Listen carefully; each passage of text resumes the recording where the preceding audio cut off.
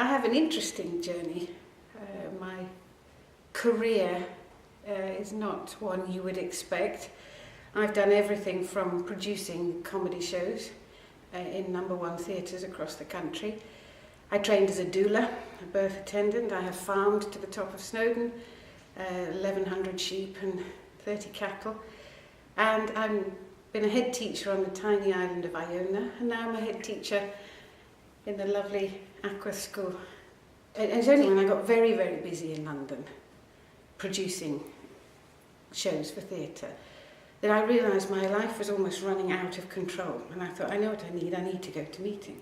So I ended up going to Westminster meeting, and I attended there for quite a while, and it was there that I suddenly had the realisation that I wanted to apply for full membership. And I remember the moment I knew it was the right thing to do. I was sitting in meeting, thinking how I'd sorted my life out so well that I was able to come to meeting once a week. Then I realised, of course, that wasn't right. It was coming to meeting once a week that enabled me to sort my life out. Having that hour's oasis once a week in such a busy, busy life enabled me to order the rest of my life. And the moment that I realised I wanted to apply, it was like somebody had asked me to marry them. It was an overwhelming feeling of certainty, of happiness, joy. And I was there in this meeting with this top-to-toe feeling of happiness. And there was no doubt that this was the right thing to do. It's very difficult sometimes. What do you want me to do?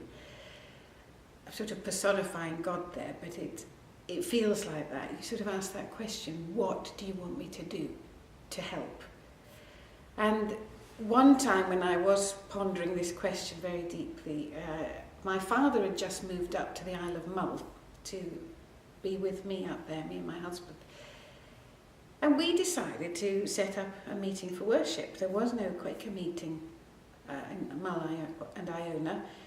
And so we went about setting up a meeting for worship.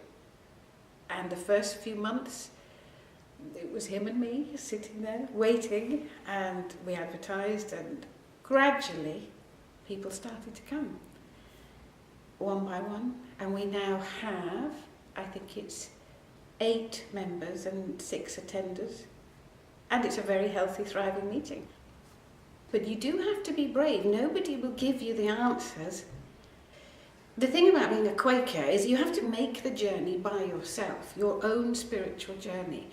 My father summed it up beautifully, though. He did say that although we are journeying in our own spiritual journey, it's like we're on a train journey and we're sharing a carriage together.